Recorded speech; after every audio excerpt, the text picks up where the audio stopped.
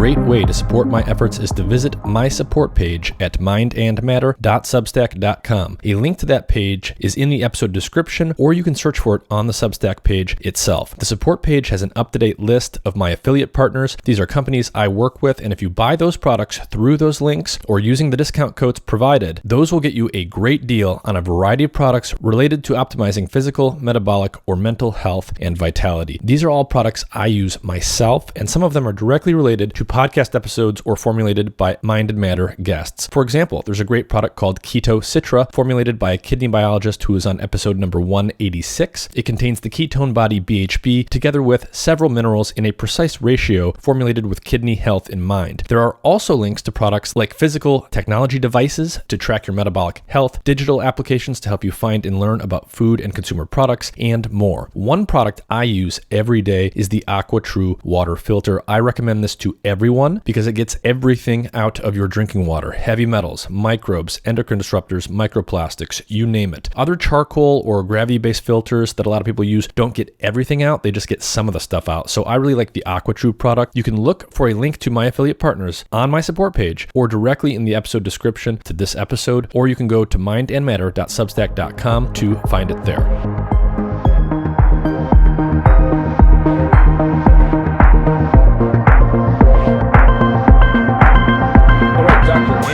Thank you for joining me. Thank you, Nick. I'm really glad to be here. Do you want to start off by just telling everyone a little bit about who you are and what your lab studies? Yeah, sure. I'm a psychiatrist and a neuroscientist at Case Western Reserve University and University Hospitals of Cleveland Medical Center. Clinically, I see patients in the geriatric psychiatry clinic at the Lewis Stokes VA every Monday. And then the rest of my time I spend directing my lab and also directing the Brain Health Medicine Center at the Harrington Discovery Institute. My lab is focused on understanding the neurodegenerative process that happens after injury or disease. And our predominant interest in that is not only advancing understanding, but actually advancing understanding in ways that can help us develop new treatments to help foster neuroprotection in any of a variety of different conditions. We focus mostly on Alzheimer's disease and traumatic brain injury. And so we will eventually discuss this paper that you have and some of the work that you've done recently, and that involves reversing advanced Alzheimer's disease in mice. Before we dive into the details and get to that paper, I just want to tell people where we're going. So can you just concisely summarize what you were able to achieve in that work? Yeah. Thanks for asking. This was the first demonstration that I'm aware of that an animal model, and we did 2 different animal models of Alzheimer's disease, could be treated in a way such that after it had developed symptoms, that it could recover. And what we showed was that by restoring the homeostatic energy balance in the brain in mice after they had developed cognitive impairment and all types of different pathology associated with the Alzheimer's-like process, that we were able to enable their brains to repair themselves and fully recover function. And so it's a new way to think about the disease. Alzheimer's, ever since it was discovered, has always been called a chronic irreversible condition, and that's been the prevailing theory. And what we showed is that in mice, that might not be the case. And we showed it in an amyloid model and a tau-based model. It's 2 different forms of pathology that drive the disease. And it doesn't mean, of course, that it would work in people, but it does mean that these models of disease show this unexpected ability to recover that no one was aware of before. Mm-hmm. So historically, the thinking would have been Alzheimer's disease is this chronic neurodegenerative disease. Of course, we're talking about neurodegeneration. Neurons can't regrow for the most part. So the thinking was, well, as the disease progresses, hopefully we can figure out ways to slow it down or halt it, but we're not going to be able to reverse it because those neurons can't grow back. And there's no reason to think, in that paradigm at least, that that would be possible. But what you're saying is the work that you've done recently suggests that that is in fact possible. You can actually reverse symptoms and recover some functionality that was lost, at least in these mouse models. That's exactly right. And I want to emphasize that we do that in spite of the fact that neurons have died. And what it shows is that to a certain extent, and we've known this for a long time in the field, you don't need all the neurons that you have in order to function normally. What you need is for the neurons that you have to be able to function normally. And what we showed is that in many cases, it could be the active processes of neurodegeneration, like the inflammation, the blood-brain barrier disruption, the free radical damage, those facets that are making the neurons so that they don't function properly, and that's causing cognitive impairment. Because what we showed was that if you've lost neurons, then you stop the neurodegenerative process and you rebalance the brain, that at least at the stages that we've looked at, the brain can start to function again normally in terms of its memory and its cognition. And this was building on stuff that we had shown recently, somewhat prior to this finding, but still recently. We looked in a model of chronic traumatic brain injury where we injured animals and then left them living in their cages for a year, didn't do anything with them in terms of treatment. A lot of neurons died during that process. They had a lot of cognitive impairment.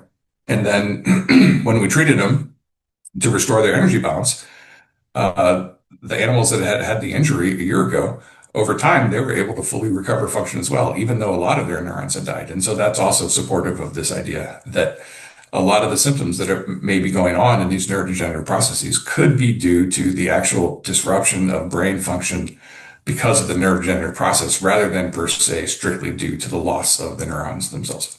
Got it. So there's a distinction that needs to be made between, losing neurons and sort of losing the functionality and the information that those neurons contained or were involved in, the things they were involved in, versus the degeneration process itself disrupting brain functionality beyond just the neurons that are dying themselves.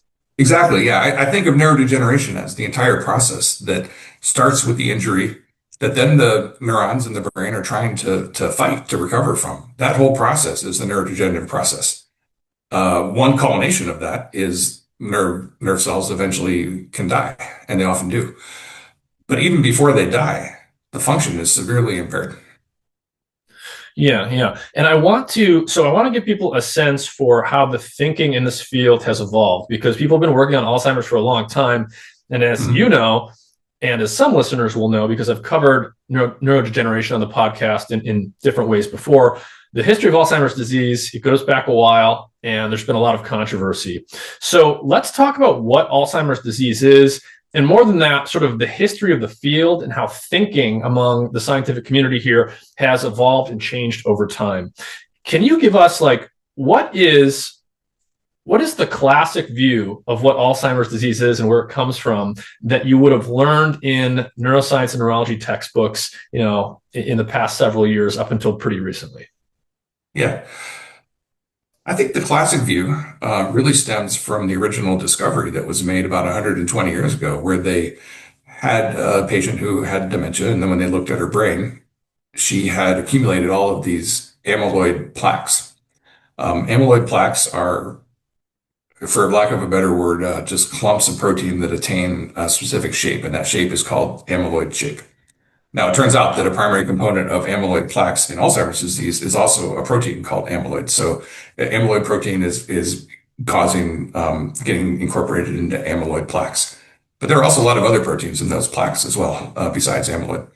Nonetheless, that has been the prevailing theory for a long time. And it was shown later that was also associated with a phenomenon called neurofibrillary tangles of the tau protein.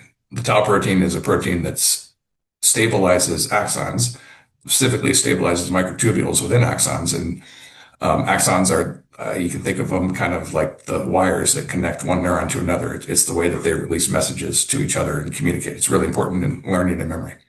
And so for a long time, people have thought that those two are driving the disease, and that they would therefore be the logical targets to fight the disease. And it's a perfectly reasonable thought. And a lot of people had assumed that when we had antibodies that could, therapies that could clear out the amyloid plaques, that it would behave like a silver bullet and stop the disease and be essentially a cure. And unfortunately, that has not proven to be the case. And there are many reasons why it might not have proven to be the case. One reason might be that sure, it works, but it has to be given at a much earlier stage than is currently being given. And so the companies are exploring that. And another reason might be that it's not as much of the answer that everybody thought it was. And the reality might lie in some combination of those, and as well as other facets as well.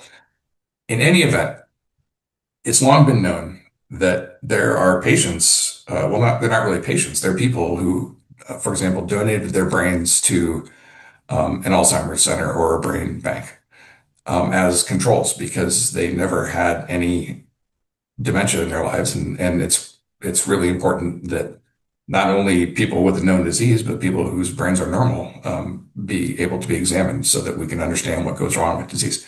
But in the process of that, what was found was that a lot of these people, there are a lot of people who never had any kind of dementia, but when the pathologists look at their brain after they've passed away, their brain looks like they have Alzheimer's disease. They have just as much extensive amyloid accumulation, plaques throughout their brain that a clinical diagnosis of Alzheimer's disease would be made based on that alone.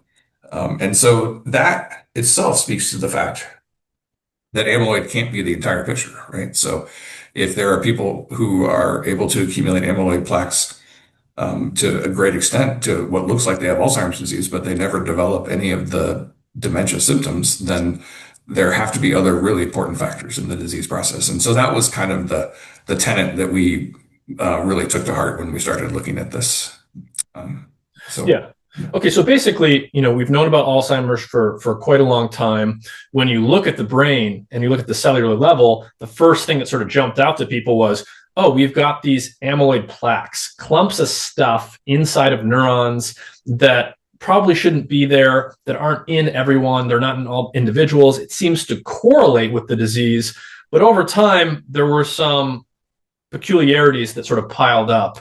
There were treatments against these plaques that were developed, antibodies against them. You can clear them out to some extent. That does not seem to be very good at all at reversing or stopping the disease. So then people are like, okay, well, maybe these things are involved in causing the disease, but you just have to treat it super early. But then at the same time, you've got this, sort of causation correlation conundrum. Maybe these plaques are the result of what's going wrong inside the cells, but they're not actually the causal agent per se. And so we know that these clumps of stuff are there, these amyloid plaques. They seem to correlate with the disease much of the time, but you can find examples in human beings, human brains, where someone passes away, they never had Alzheimer's disease, they never had this type of neurodegenerative pathology, and yet they have these plaques. Mm-hmm. Interesting. That's perfect summary. Yeah. Okay. Yeah. So time goes on and sort of, thinking is evolving.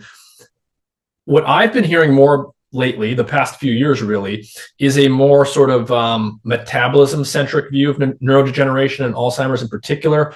I've even heard people start to say things like, well, maybe Alzheimer's can be thought of as type 3 diabetes or something like this.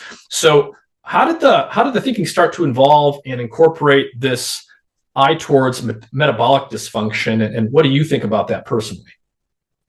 Well, I think I am a big I'm very enthusiastic about the role of brain metabolism in fighting off disease, and this is why.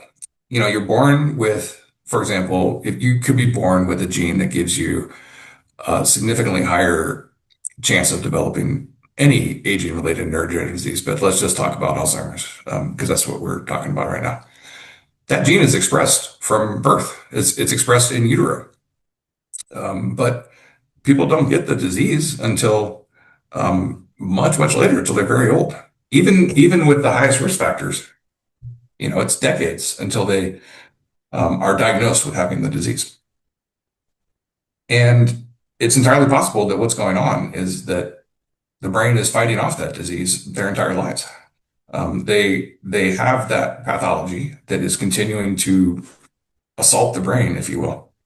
And when we're young and when we haven't had a lot of other demands on the brain, such as an injury or environmental exposures that tax it further, like air pollution or pesticide exposure, et cetera, we're young, the brain is able to fight it off. So even though this bad thing is happening that has the potential to trigger a path that would create symptoms of Alzheimer's disease or dementia. The brain is able to repair itself. The brain's able to deal with, for example, increased oxidative stress by repairing that. It's able to repair DNA damage. It's able to protect the axons and keep them healthy. But at some point, what I think might happen is that we reach a tipping point where the brain doesn't have enough energy left to do that. The brain can't store energy. It has to generate energy on demand, or it has to be delivered from the blood on demand. And if the demand becomes too high, then some of these insults, for example, could start to take hold, and that could trigger the initiation of secondary processes. And then those are additional layers of pathology that then require even more energy to repair. And so at some point you reach a tipping point, and then I think the disease starts to manifest and it gets clinically diagnosed. But it's entirely possible that people have, if we're all sort of repairing and fighting this off all the time, kind of like how cancer, the immune system is basically always on surveillance to kill cancer cells. And any one of us at any time is having cancer cells arising and being killed by our immune system. Sometimes it doesn't work, and then people develop cancer.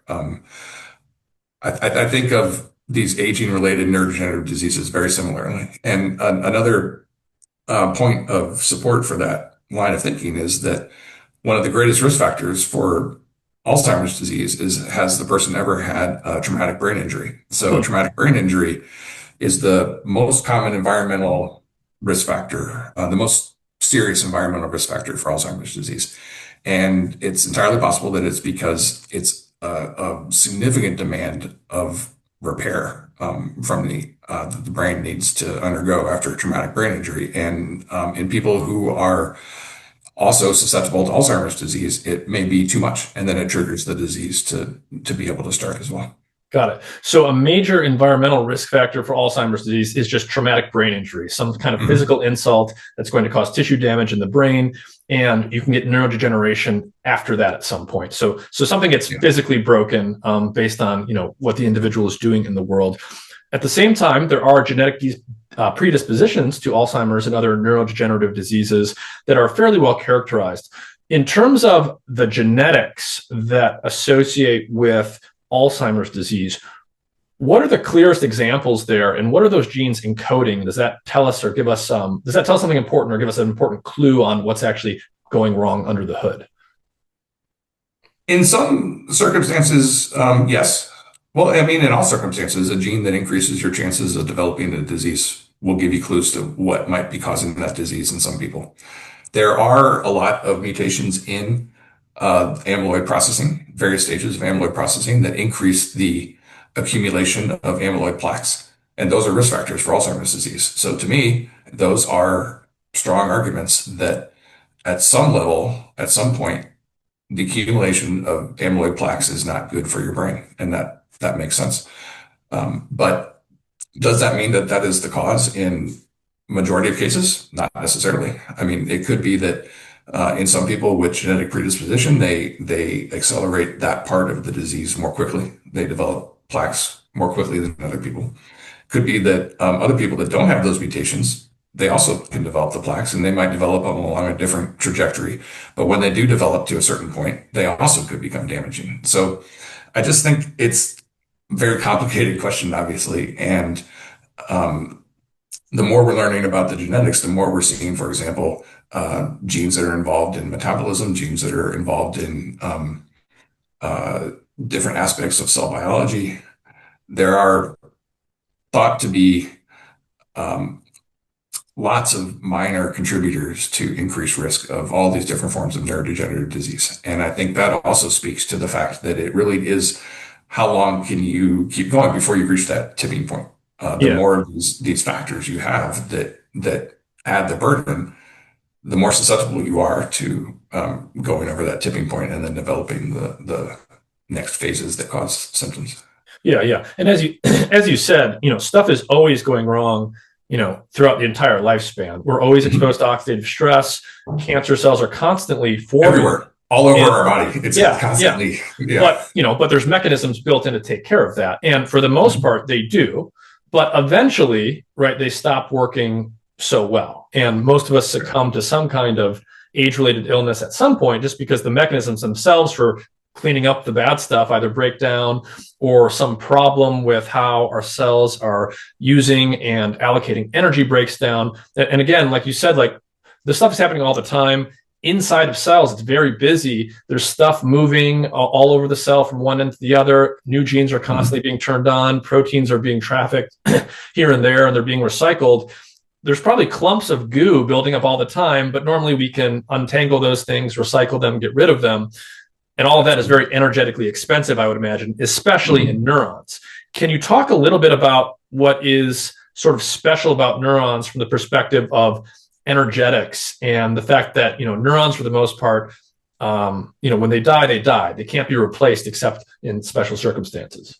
Yeah. Well, to start, I would point out that the brain is a major consumer of energy. The brain and the heart are the two biggest consumers of energy in our body. And the brain has to receive its energy on demand. There's this really complicated system of neurovascular coupling where the blood-brain barrier coordinates delivery of blood to those regions of the brain that are using it at the time that they need it.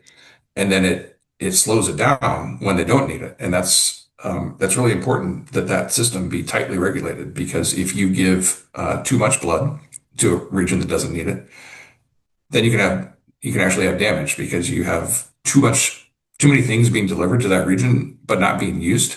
And so that ends up generating more free radicals, for example, that can cause damage. At the same time, if the brain is trying to do a task for which it doesn't have enough energy because there's not being enough blood delivered to it, then the nerve cell suffers tremendously, and it starts to also accumulate damage. It accumulates DNA damage, it accumulates structural damage, and so that it really has to have just the right amount. And so that homeostasis is critical. And another way in which the brain modulates this is mitochondria. So mitochondria are in all of our cells, except like red blood cells and stuff. But basically, mitochondria provide the energy for the cell. They're classically, you learn in school, in grade school now, that they are the powerhouse of the cell. They generate all the energy that the cell needs.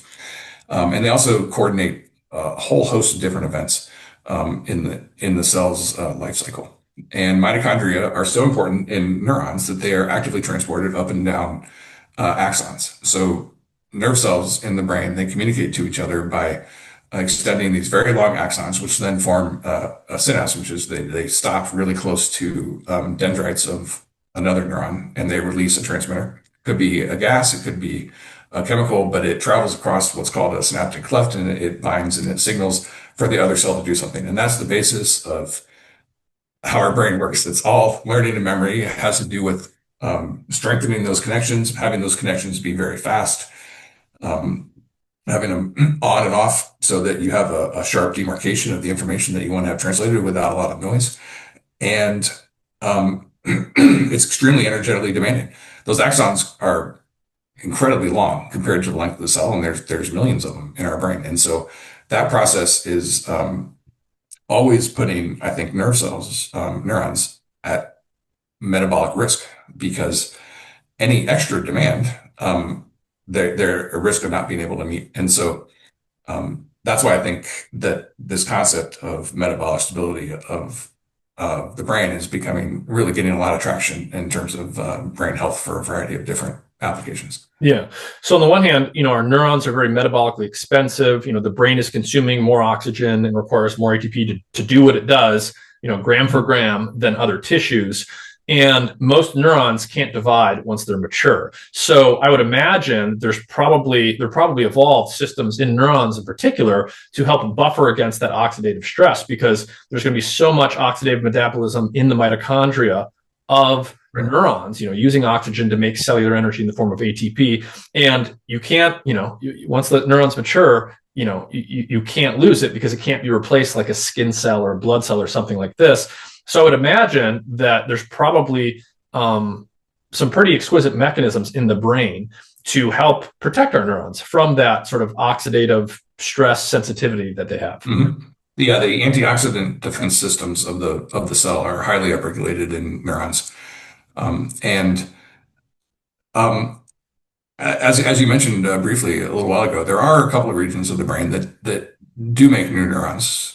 throughout our entire lives, in all species, including people. And one of the primary places where that can happen is a region of the brain called the hippocampus, which is one of the most important, the basis for one of the most important circuits for our learning and memory and mood regulation and just adapting to a changing environment over the course of our lifespan. And that region does make new cells, and it makes new cells every day of our lives. And then they're not all needed. They die. And then in diseases like Alzheimer's disease or after injury, they die at an even higher rate. And so you see a shrinkage of the hippocampus, and that also contributes to impaired learning and memory. And so that is one region actually that is thought to be able to be recovered. So if you can promote survival of neurons, you could over time potentially reinstate the structure of the hippocampus to function normally. Mm-hmm. And so, on the topic of how people started to think about Alzheimer's in a more metabolic dysfunctional type of way, do we know, do people with metabolic dysfunctions like obesity, diabetes, those types of things, are they more prone to neurodegeneration and more prone to Alzheimer's disease? Yes. And it's not known if that is strictly a metabolic link or if that's a consequence of the other physical problems that they have. My feeling is it's probably both. There's certainly, it's certainly well known that if you don't, for example, control your blood pressure well, that your chances of developing any form of dementia are much higher. That's thought to be due to accumulated damage of the blood-brain barrier, which, in addition to controlling the delivery of blood on an as-needed basis in different parts of the brain, also prevents toxins from entering the brain, and also actively extrudes things from the brain that need to be cleared out. And so when that structure becomes impaired, the brain doesn't function well at all. Yeah. I actually wanted to ask you about that. So to what extent, do people think that Alzheimer's has its origins inside of the brain, something's going wrong in the neurons or somewhere in the brain, versus something like blood-brain barrier compromise, where maybe the integrity of that barrier is being compromised and you're either not clearing out gunk that needs to get out of the brain and or things like toxins are getting in from the periphery? Yeah. Honestly, I think it's all of the above, and I think it's going to be proved eventually to be from different etiologies and different pathways for different people. Right now, classically, we think of Alzheimer's disease as one endpoint, and it's so common that it is probably a common endpoint that gets achieved by many different routes. And what that means broadly is that there may be some things that are in common that could help protect all situations like Alzheimer's disease. And there also may be some specific things for different people that could be targeted once we understand what is, for example, more critical in person A than in person B for their condition. But I think it's kind of like many roads eventually merge and lead to the same outcome that we call Alzheimer's disease. Yeah, that makes a lot of sense. There's a lot of ways to break something that's as complicated as a brain, just like there's many ways to break, my computer and cause it to malfunction. So that makes a lot of sense. When we think about sort of the end point, so when we think about what Alzheimer's disease looks like, both in terms of symptoms and in terms of its cellular pathophysiology, can you give people a sense for what parts of the brain are most affected relative to, say, other neurodegenerative diseases? What characterizes Alzheimer's in terms of where in the brain things are most going wrong? Well, a predominant area that's affected is, of course, the hippocampus, and that's why the learning and memory is such a prominent feature of it. Eventually, it affects the entire brain, and it affects the cortex, which controls everything, not just memory, but just when the disease progresses more and more, people develop psychiatric symptoms. They can develop delusions. They can develop hallucinations. It's much more than just a cognitive problem, and it's different. For example, from a disease like Parkinson's disease, which primarily starts with degeneration of nerve cells in a region of the brain called the substantia nigra, which projects axons out that control movement in the striatum. But what it has in common with Parkinson's disease is that as it progresses farther and farther, the pathology that was starting in that one region kind of spreads throughout the brain. It's a different form of pathology, but it ends up with a lot of the same symptoms in terms of psychiatric problems and dementia. Mm-hmm, mm-hmm. In terms of, so as when people get Alzheimer's disease, especially in sort of the early and middle stages, how good are we today at slowing that down or even halting it to a large extent? Are there any treatments or lifestyle interventions that, at the very least, slow it down? And if so, what are those? The evidence that I think is the best is that controlling your blood pressure will significantly decrease your chances of developing any form of dementia. And so they've shown that if your blood pressure is controlled within the recommended range, you have a lower chance of developing any form of dementia, including Alzheimer's disease.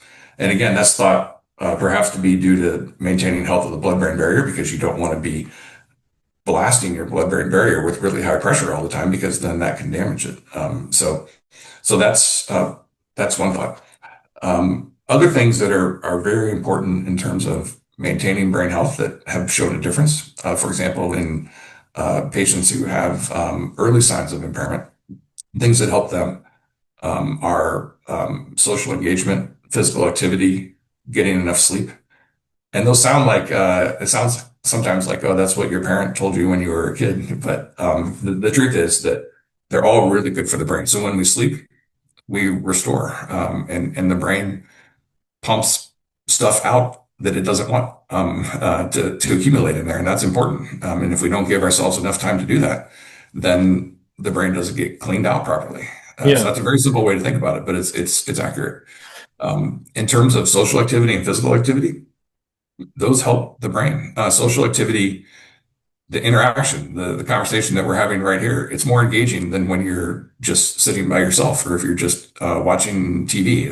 It's the active process engages more of the brain. And as the brain engages more, it strengthens those connections. It releases, for example, growth factors and trophic factors, and things that are nourishing for the brain. So it creates an environment that allows the brain to continue being healthy.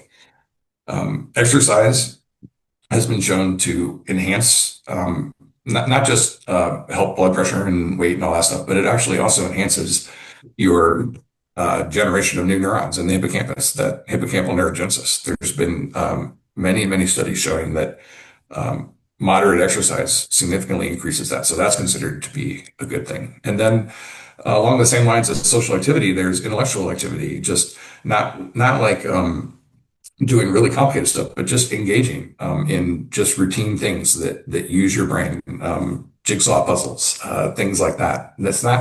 None of those alone will stop a major case of Alzheimer's disease, but all of those have been shown to be protective for the brain. And then the other big thing that I would definitely emphasize is just avoiding alcohol, avoiding a lot of drugs, including medicines if you don't need them. But alcohol is very bad for the brain, and people used to say, "Well, one drink or here or there is good." Well, the evidence has not held up. It's actually been shown that one drink is bad. So, yeah, that's not to say you should never drink alcohol, but just in general, people who drink more alcohol are damaging their brain more than they would if they were drinking less.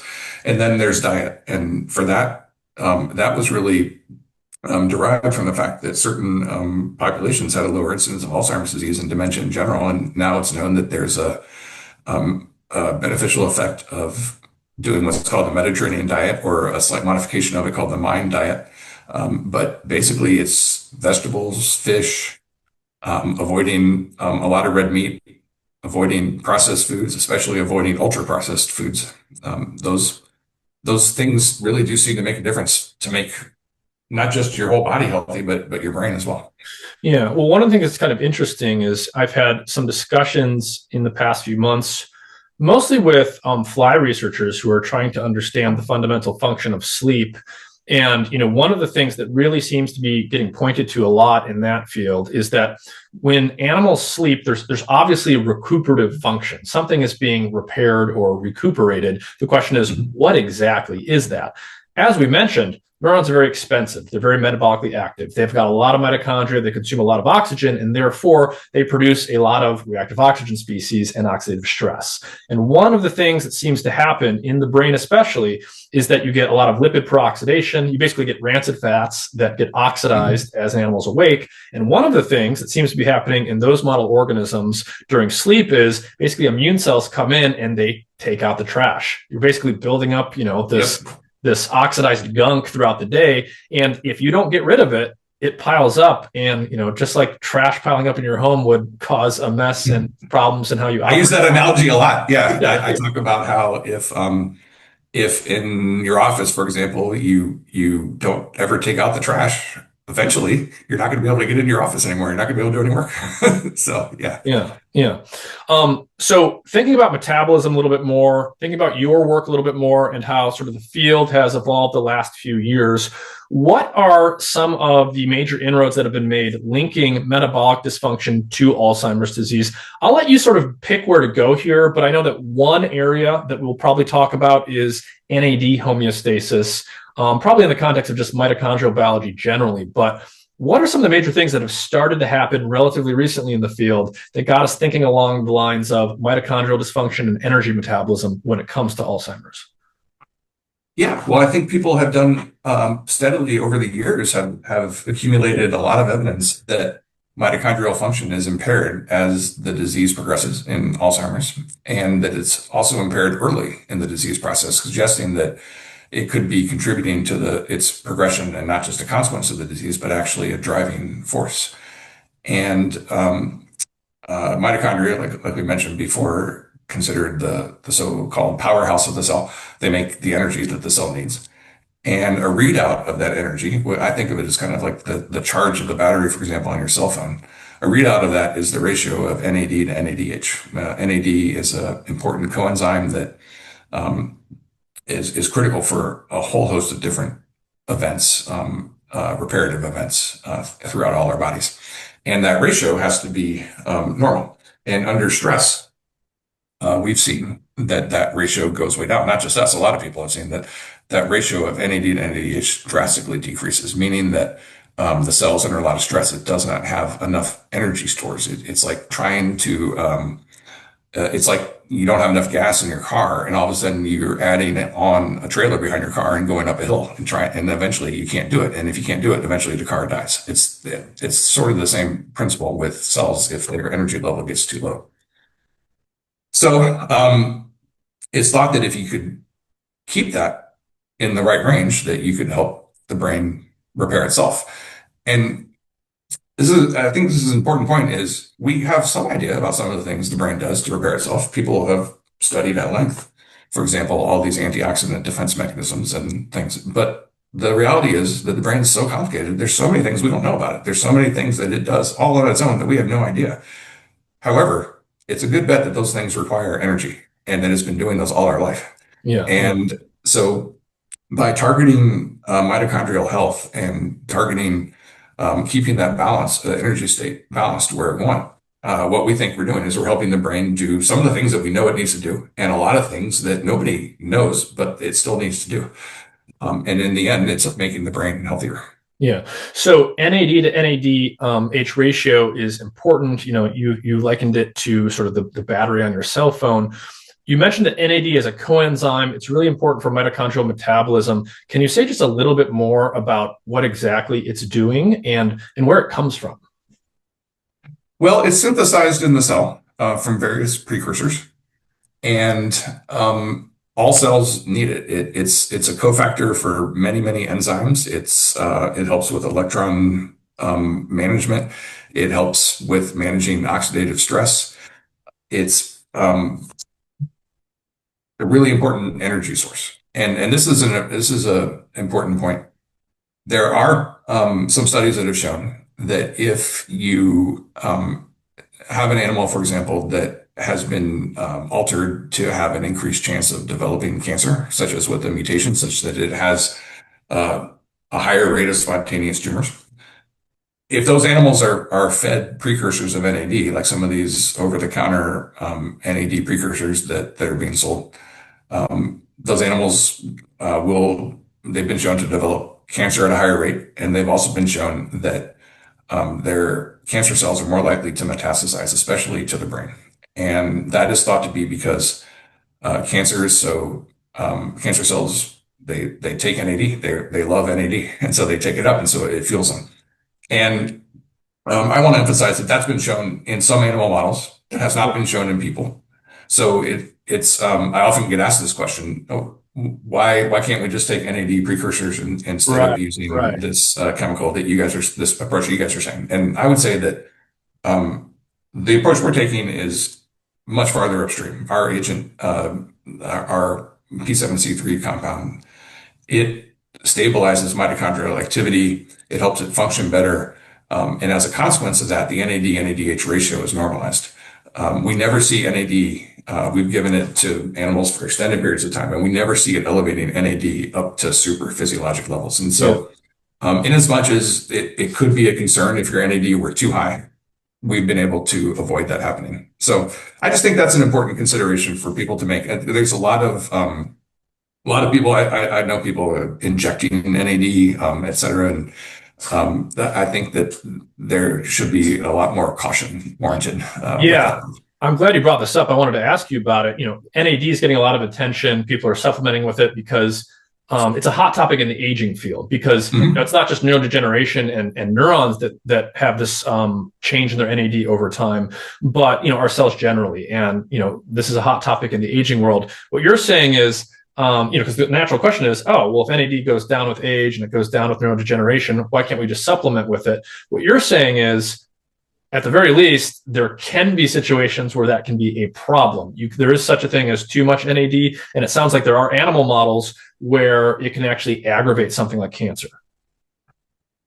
That's right. That's right. And I want to emphasize that has not been shown in people with the NAD precursors. And so I'm not campaigning against the NAD precursors. I'm saying that that's a consideration that people would want to take if they're going to consider consuming those. And, I think maybe as time goes on, maybe they'll learn it, but maybe they'll learn how to monitor the amount correctly and titrate it, et cetera. The approach I see people taking now is a general assumption in the public anyway, that you can never have too much NAD. People want to take as much as they can. They consume really large supplements every day. They inject it into their veins.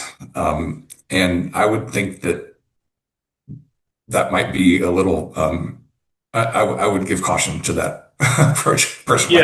It seems just, in general in biology, it's usually about balance, not too much and not too little. Yeah. You want the homeostasis. Yeah. And I'm not an expert at all in the NAD precursor stuff. And so it's possible that people are developing ways to titrate those to get at the right homeostatic level. And that would be potentially great. Yeah. But you mentioned some of what you were doing. You hinted at it. You've got this other compound or set of compounds that you guys have discovered and or have been working with. Let's talk a little bit more about that, about these neuroprotective compounds. What are these things that you alluded to a minute ago, and how did you guys go about looking for and finding those? We found them in a pretty interesting, non-standard way. Back in 2010, when I had first started my lab, we were thinking about this problem of neurodegeneration. And the classic way that people discover medicines, for example, to treat any condition is that they have figured out some pathology associated with the disease. And then they've figured out chemical pathways that are driving that pathology. And then they recapitulate those chemical pathways in a test tube. And then they screen that chemical reaction against hundreds of thousands of small drug-like molecules to see if they can find small drug-like molecule that affects their chemical reaction in a way that they think would be favorable for the disease. Or they have a known target in the disease and they know that if inhibiting it, this target might be beneficial. But in other words, the typical drug discovery approach is to take a known target, a known pathway, a known mechanism, and then really prosecute it with hundreds of thousands of molecules to find something that intervenes in a way that might be favorable. And then to take that down the path of drug development and hope that it will eventually show efficacy in people. And that has worked extremely well for our whole body, except it hasn't worked in the brain. And so, we have medicines that are helping the heart, the kidney, the lungs, the gut, skin, and that's the classical approaches have worked well for that. But those same classical approaches have not worked in the evidence for the brain. And the evidence of that is that there still isn't a neuroprotective drug on the market. There are drugs that address the symptoms, but there's nothing that stops nerve cells from dying that's available to patients right now on the market. And so what I did in my lab when I started was we used that process of hippocampal neurogenesis as the test tube, essentially. And what we did was we put small drug-like molecules directly into the brains of mice, into the left side, into the left lateral ventricle of mice. The brain and the spinal cord have a circulatory system. It's called cerebral spinal fluid circulation. And what we did was we measured how many of the cells in the hippocampus on the right side of the brain survived as a function of what we put in on the left side of the brain. So anything that affected the right side of the brain had to go through the whole cerebral spinal fluid circulation down to the spinal cord and back up to the other side. And we put them in at extremely low concentrations. I pulled them originally at first, and then eventually when I would find a pool that would work as well as direct infusion of an agent called fibroblast growth factor, which is something the brain makes. It's big. It can't be used as a drug itself, but it's made inside the brain to do this. When I found something that would work as well as that, then I broke the pool down into its individual components and looked for something an individual agent that would have that effect. And it sounds kind of like a huge shot in the dark, and it was a risky project, but we did many things to de-risk it. So, for example, you can house mice in certain ways that get their neurogenesis down to as low a level as possible. So we did that. So we'd have the biggest window for discovery. We also picked molecules that looked like they would be favorable for drug development if they had an effect. And we made sure that no two molecules looked the same. And so I couldn't do 100,000 animals, right? That's way too much. So we did 1,000 compounds, and none of those 1,000 compounds looked anything alike. And so what were the risks? The risk where we might not find anything, or there's also a risk, of course, that we might find there might be something in one of the pools of 10 compounds, but there might be something else that undid it, in which case that would never be, that would just go forever unnoticed.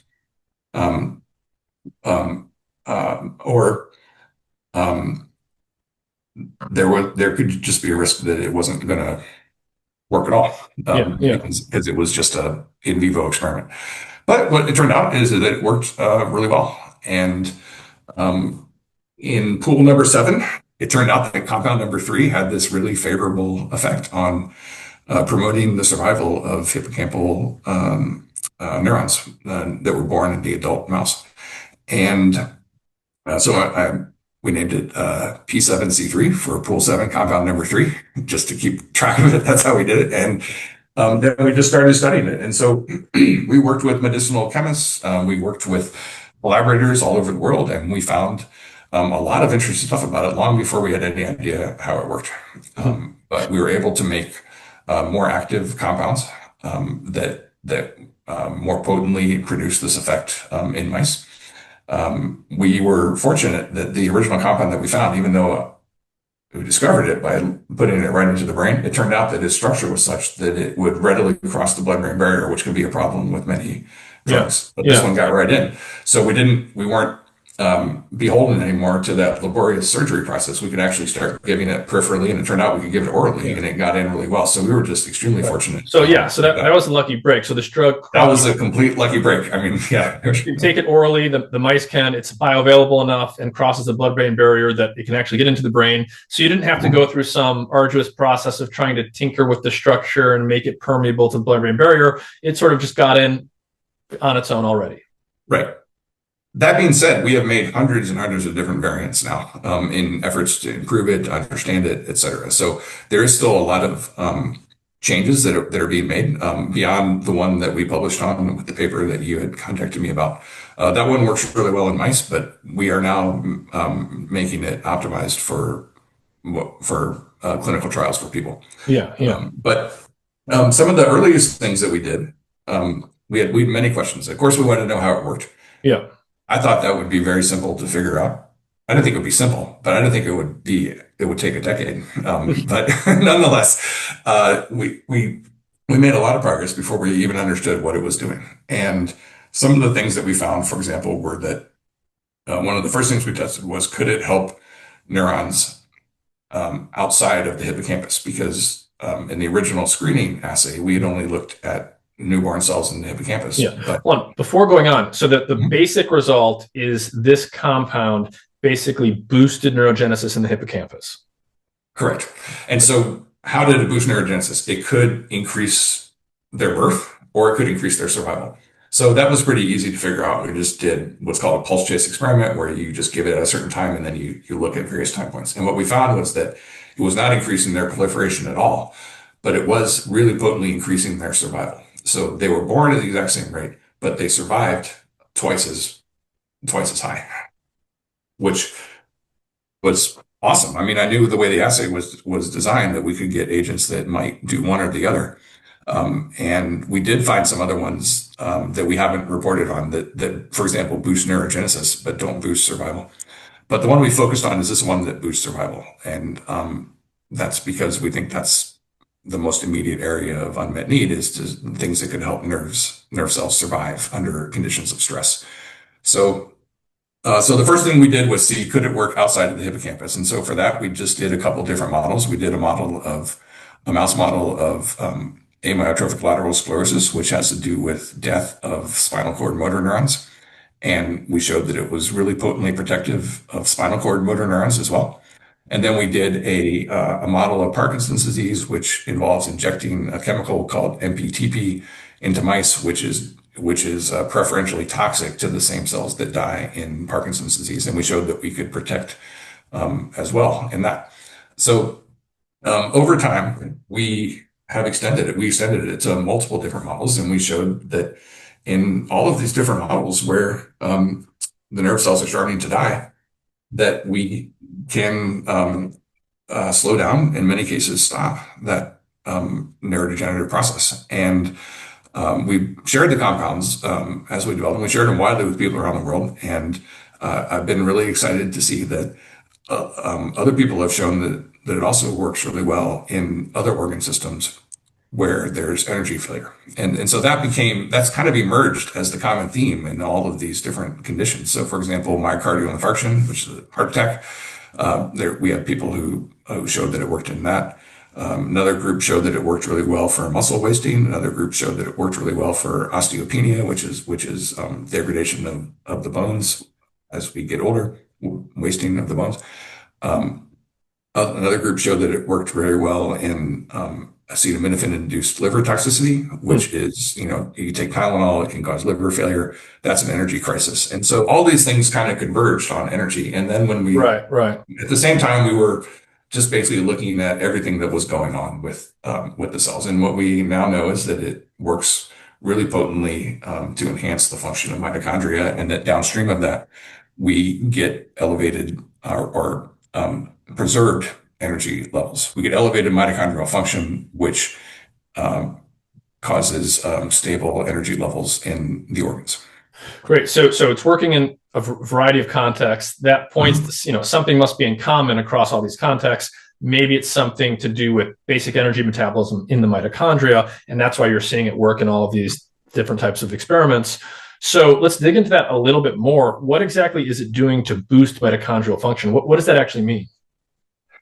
Well, what we know is that we're in the process of confirming its precise molecular target. We have a lot of biochemical evidence, but we are waiting until we have X-ray crystallography until we say for sure. But what we know is that in cases where the mitochondria demand is higher, and you can do this in intact animals, you can also do this with isolated mitochondria through various biochemical assays and apparatus and such, that we can help them. This helps them function more efficiently. It helps them do more with less, if that makes any sense. And so normally it doesn't matter. Your mitochondria under normal conditions, I mean, if you're not having to repair or stress your mitochondria, you're just able to do things just fine. But when their demand becomes extremely high, then they become overtaxed. And what this does is it just gives them a boost, able to do it more. And this actually, this helped explain another phenomenon that we and others had seen a lot, which was that there was never any effect in normal mice of this compound.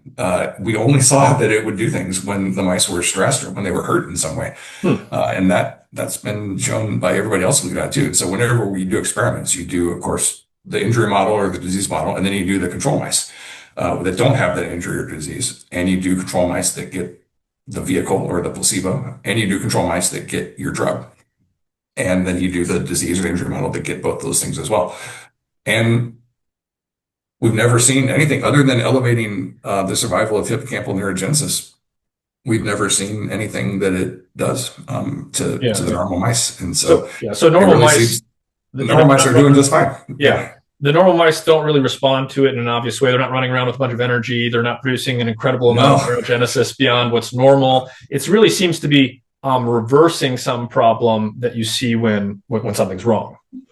When we first found it, I thought, aha, I have the thing that's going to make everybody super smart, because it's enhancing the hippocampus, and hippocampus is important in learning memory. And so I tried giving it for extended periods of time to normal young mice.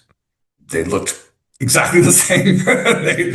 They were no smarter than the mice that didn't get it. But then when we gave it to very old mice that had decreased neurogenesis and they started to have learning problems, what we found was that it helped them behave just like younger mice again. Yeah. And so this brings us to the sort of latest papers that you've done that we can talk a little bit about, which, again, this is quite the result, right? Reversing advanced Alzheimer's disease. So not slowing it down, not halting it, but actually regaining function in animals with advanced Alzheimer's disease. Can you start off by just telling a little bit about this model and how it works? What does Alzheimer's disease look like in a mouse model? So this model, we used two different models. I'll tell you about the first model that we used first. And it is a model called the 5X FAD mouse model. And FAD stands for familial Alzheimer's disease. And so it's a mouse that has 5 different mutations that are involved in amyloid processing. And there's no human being on the planet unless that has all 5 mutations. It would be extremely unlikely. In fact, most people that are diagnosed with Alzheimer's disease, they don't have a known genetic cause. The cases of genetics are very rare comparative to the rest of the population.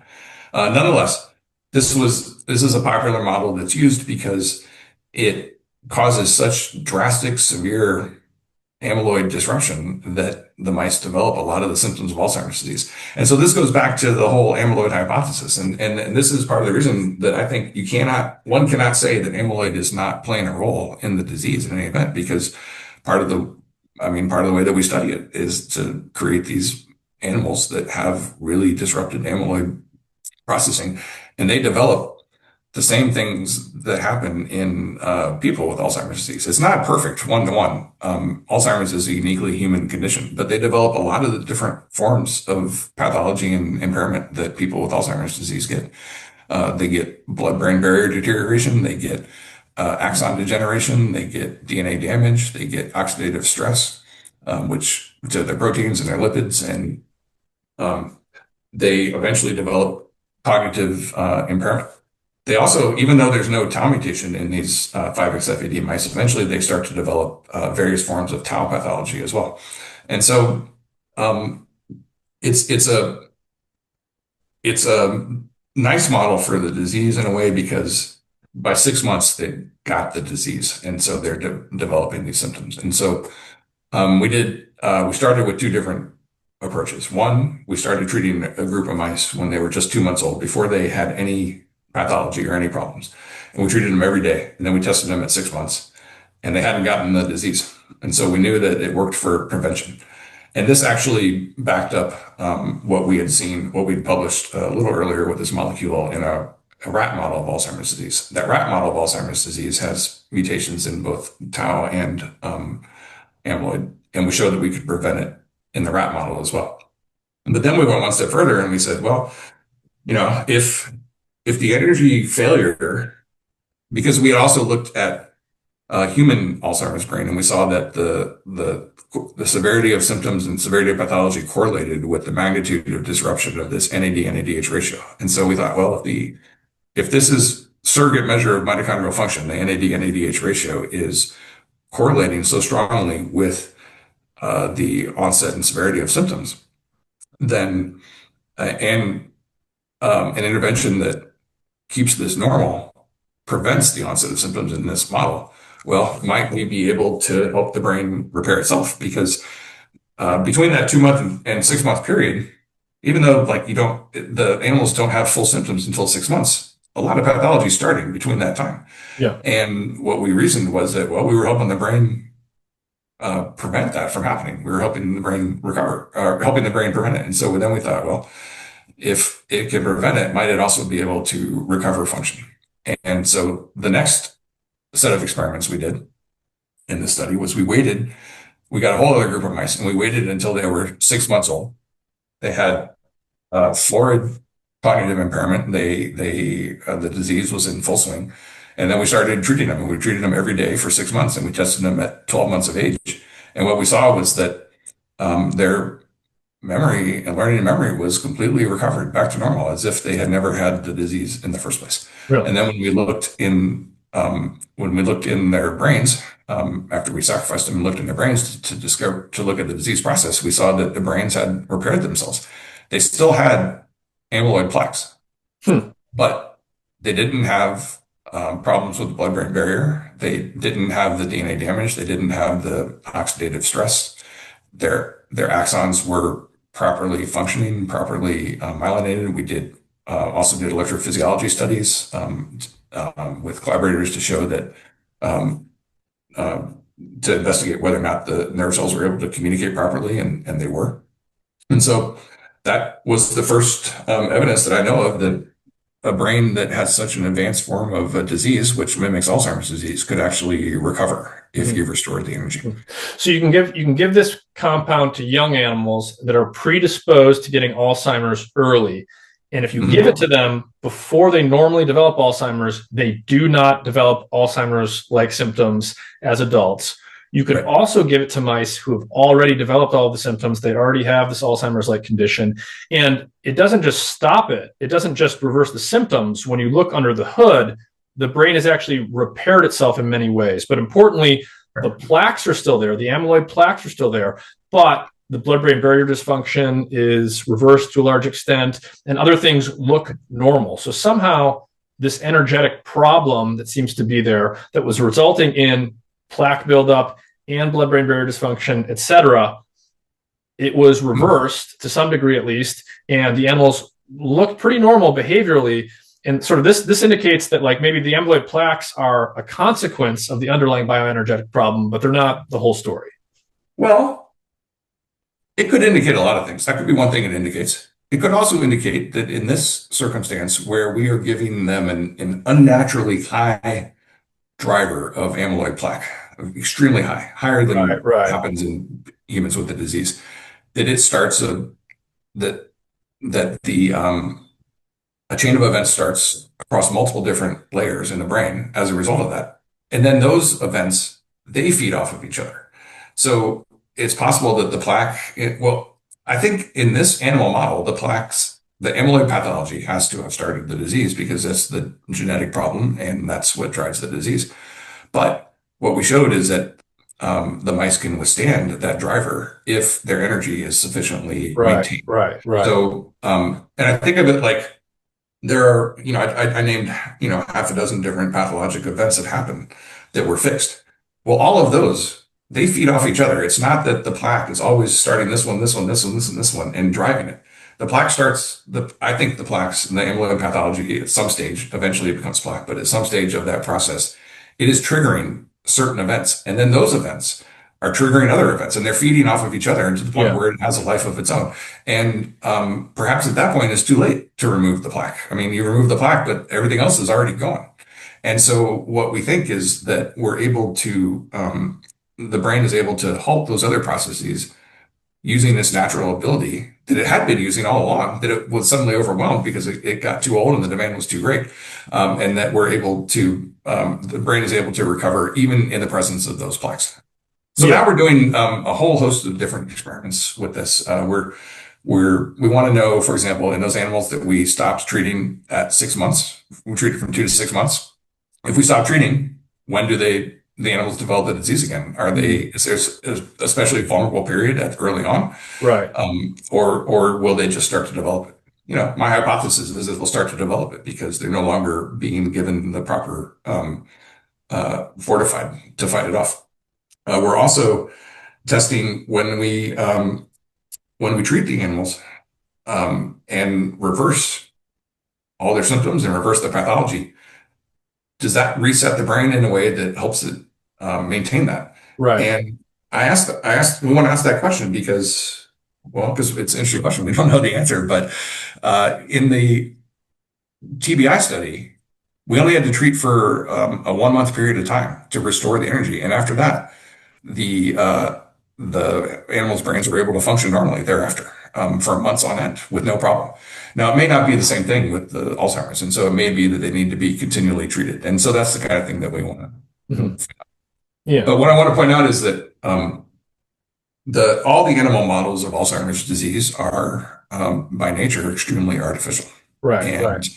And people are coming up with various technology, digital twins, human organoids. All of it looks very promising, and none of it is perfect. And the best way, I think, to get a medicine into patients is to show that it works in a few different paradigms, and that it makes sense and that it's safe. And so I think, you know, it's very easy for people to criticize the animal models because you cannot create Alzheimer's disease in a mouse because mice don't get Alzheimer's disease. So it's different than, for example, traumatic brain injury. Like, you can give a person a traumatic brain injury and you can give an animal a traumatic brain injury, but the disease, it's very human. And so what we did was we had already shown that we could prevent in an entirely different rat model of Alzheimer's, and we then showed that we could prevent in this amyloid model of Alzheimer's. And we also showed that we could reverse this amyloid model of Alzheimer's. And so we tried it additionally with collaborators at Johns Hopkins. We sent them, it was the Bindu Paul laboratory, and we sent them our compound, and they had a different line of mice called PS19 mice. And these mice have mutations in tau. They have no amyloid pathology at all, but they have mutations in tau that also cause them to develop an Alzheimer's-like disease. And their lab saw the same thing, that when these mice that were very old and had symptoms were treated, that they recovered function and that their brain recovered as well. And so that is a general proof of principle in 2 different models that the brain has the ability to recover after the pathological process has already gotten well underway. Yeah. And so right, the idea there is you've got different models and the pathophysiology is different. There's different things broken, different genes are involved, but they have a lot of the same secondary processes that drive the cognitive impairment. Yeah. Well, this gets back to what you mentioned earlier, which is that this drug seems to be operating upstream of all of these things that can differ between the models. And so it might be getting at some fundamental metabolic dysfunction that's rooted in the mitochondria. And from there, you know, things can go wrong in any number of ways, but you guys are working upstream of where maybe other people in the past had been focused. Right.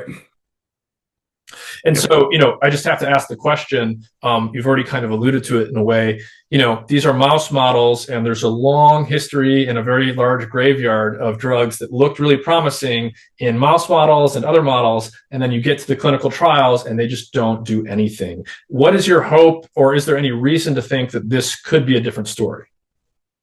Well, if you were to look statistically, the answer would be that you should bet that this will fail in human clinical trials. 99.9% of things have completely failed. Those in Alzheimer's disease, those that have been improved, marginally effective in patients thus far. Maybe that'll get better. I sure hope it does.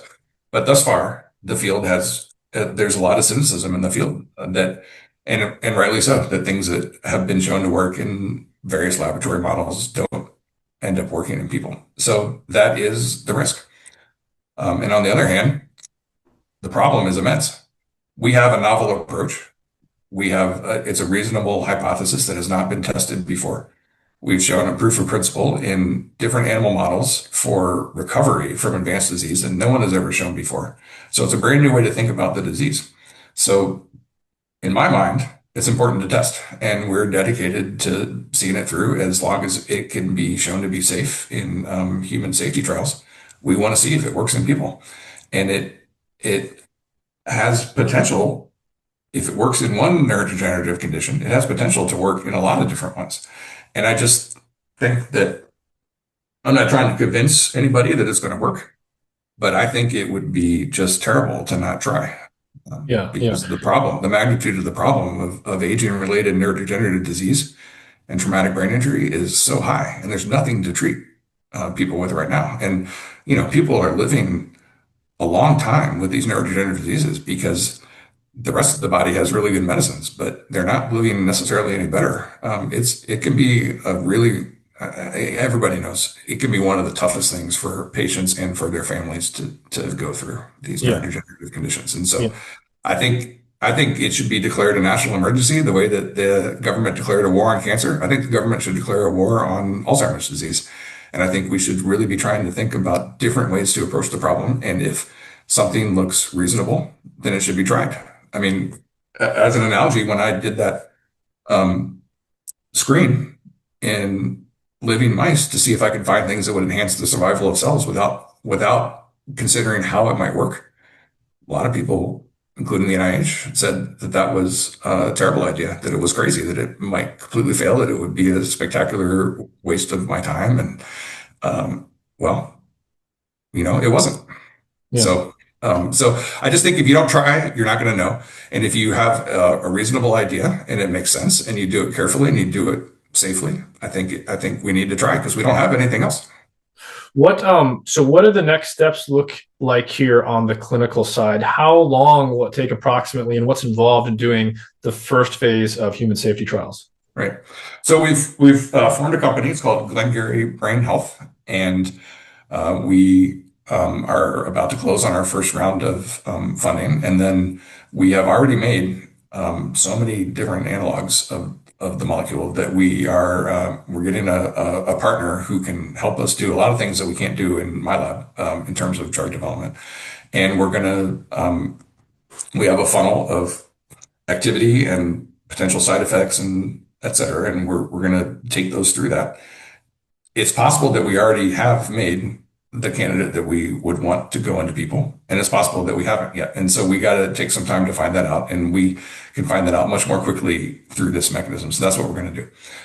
I believe that we'll be able to find a molecule that looks like it's safe to go into people. The starting point has not shown any toxicity in animals. In fact, we shared it with a group at UC Davis, and they gave it to monkeys orally every day for 9 months, and it significantly protected nerve cells from dying in the hippocampus in the monkeys. But when we had after the experiment was done and we had the monkeys, all their organs assessed by an independent pathology service, they didn't find any toxicity. So that doesn't mean that there won't be toxicity, but it's a good sign that we're starting from a place of relative safety. And I think that speaks to the potential strengths of the in vivo living screen that I did at the beginning. But nonetheless, we either might already have it, in which case we would go into 2 species toxicity studies that are required before you can go into a phase 1 safety study by the FDA. Or we will know that we need to improve 1 or 2 characteristics, and then we'll work with chemists to do that. But I think we'll get there. And then I think the next phase will be a phase 1 safety study. Yeah. Okay. So you do this animal work and you find all this promising stuff. Now you've got to get ready to do human safety trials. In order to do that, you share it with people who can give it to monkeys, and you've done that and it looks pretty good. And you're also going to sort of tinker with various analogs of the drug to find an initial candidate to do clinical work with in humans that checks all the boxes that you would like it to check. More or less, yeah. I want to emphasize we're not tinkering per se. We have made we have worked really hard with medicinal chemists to make versions that we, to the best of our knowledge, look like they should be optimal. Those versions have to be rigorously assessed in the environment of a professional pharmaceutical biotech type endeavor, things that we can't do in an academic lab. Yeah. So we're going to assess. When you make these modifications, what sort of properties are you thinking about? Like, why are you making modifications at all? Like, what are some of the dimensions you want to see improvement on? There's a ton. There's a lot. One that I talk a lot about when people ask this question is the bromine residues. So at what we call the header of our molecule, there are two bromine residues. If you look at the structure, it's very obvious, the BR atoms. And those are, although we haven't seen toxicity, those are generally frowned upon for drug development because they are very large and they also are very greasy. They're actually, the chemists call them big grease balls. And what happens then is that a chemical that is greasy will preferentially be retained in fat. And so if you take something every day, then ideally, you want drugs to be there, you want to do their thing, you want to get it cleared out, and then you want to have to take more. You don't want things sitting around because when they sit around, they have a chance to do other things, more or less. That's kind of a real simplistic way of putting it. But if there is a bad side effect of any drug and your drug accumulates in the fat in your body, then essentially what can happen is you have an increased chance of having those bad side effects because you essentially are getting higher and higher levels of it building up in your body. So in general, people want to eliminate bromines. But it's not so simple as just make the molecule without the bromines. Like you have to still preserve the right structure. You have to, the binding to its target has to still be the same. And so you have to substitute those or you have to change a different part. Like each part of it you change causes everything else to change as well. So so that's why we have to change it a little bit. Yeah. From a mechanistic standpoint with the animal work, what are sort of the next steps? What's on the horizon in terms of digging into the details more on how exactly this compound is affecting mitochondrial energy metabolism? Well, once we have an X-ray crystallography confirmation of the target, then we are going to really dive into the biology underneath that target and how is that responsible for these different aspects of mitochondrial health? And that's, to me, extremely interesting questions about fundamental biology. So I'm looking forward to going down that route. Yeah. And that will also help ultimately optimize future drug development as well. But that level of understanding, it may not necessarily have to happen in order to find something that's safe and effective to go into people. And our goal is to find which variant of the molecule is retains all the efficacy that we see in our animal models, but does not have any of the perceived liabilities. That's the one that we want to go into to the FDA with and try to go into clinical trials. And we want to do that as soon as possible. And that's not to say we're trying to do it haphazardly. I mean, this is not a fast process. If it was a fast process, we would have done it years ago. But we are doing it with that goal in mind, which is that we really want to see if it works. Because, when you go to the doctor and you get a medicine, you don't ask the doctor how is this working. You want to take it. You want to get better. You want to get on with your life. So that's our goal.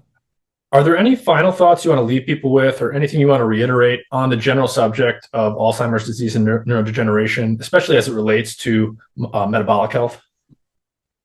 Well, no, I think we covered all of that. I just think in general, there are basic principles of brain health. We covered some of those lifestyle interventions. And I think that field is going to evolve to the point where we understand that there are lots of commonalities between different diseases as to why nerve cells are not functioning properly and why they're ultimately dying. And I think that's a big area of potential therapeutic development. I don't think that we need to necessarily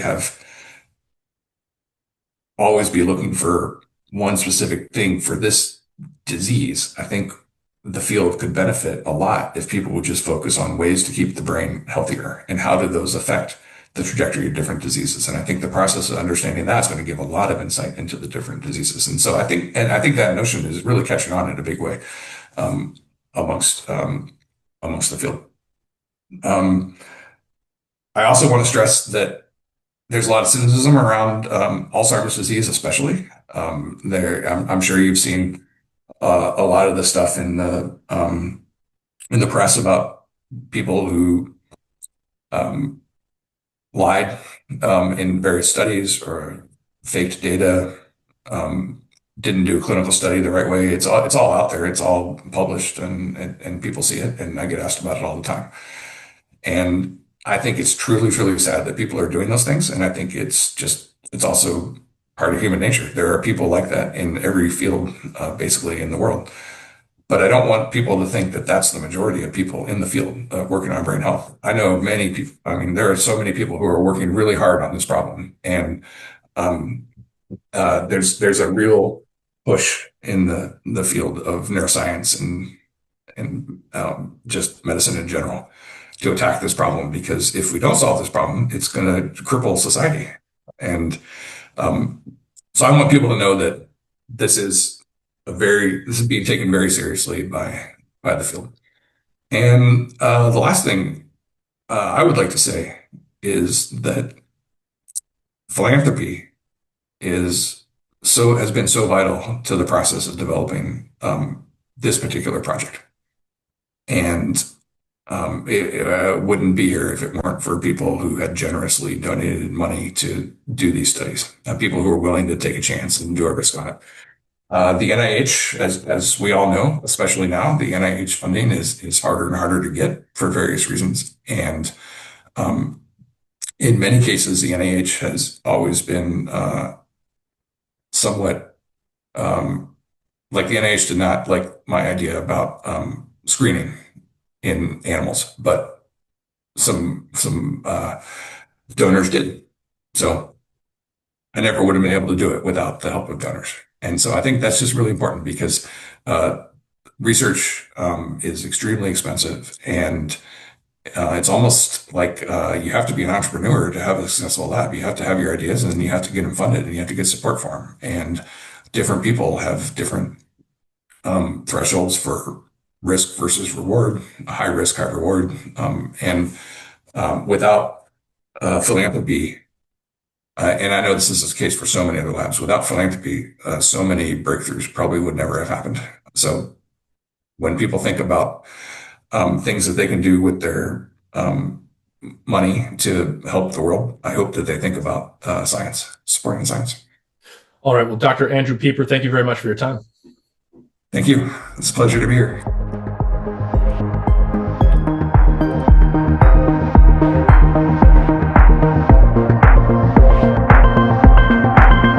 Hey everyone, a great way to support my efforts is to visit my support page at mindandmatter.substack.com. A link to that page is in the episode description, or you can search for it on the Substack page itself. The support page has an up-to-date list of my affiliate partners. These are companies I work with, and if you buy those products through those links or using the discount codes provided, those will get you a great deal on a variety of products related to optimizing physical, metabolic, or mental health and vitality. These are all products I use myself, and some of them are directly related to podcast episodes or formulated by Mind and Matter guests. For example, there's a great product called Keto Citra, formulated by a kidney biologist who is on episode number 186. It contains the ketone body BHB together with several minerals in a precise ratio, formulated with kidney health in mind. There are also links to products like physical technology devices to track your metabolic health, digital applications to help you find and learn about food and consumer products, and more. One product I use every day is the AquaTrue water filter. I recommend this to everyone because it gets everything out of your drinking water: heavy metals, microbes, endocrine disruptors, microplastics, you name it. Other charcoal or gravity-based filters that a lot of people use don't get everything out, they just get some of the stuff out. So I really like the AquaTrue product. You can look for a link to my affiliate partners on my support page or directly in the episode description to this episode, or you can go to mindandmatter.substack.com to find it there.